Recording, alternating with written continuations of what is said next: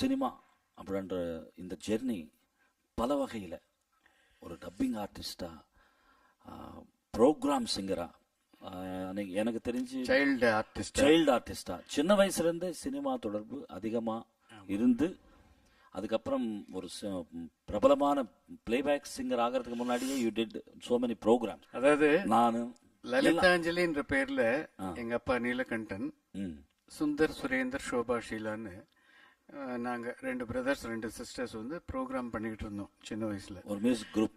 ஆமாங்க.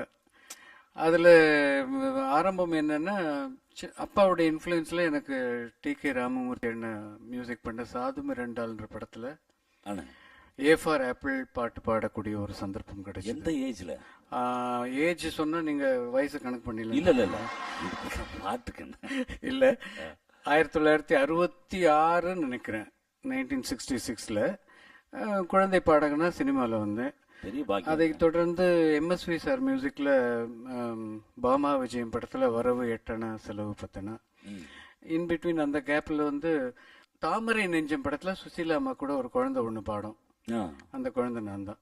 ஆலயம் என்பது சைல்டு ஆர்டிஸ்டா வந்து சைல்டு சிங்கரா பாடகர் ஆயிட்டீங்க.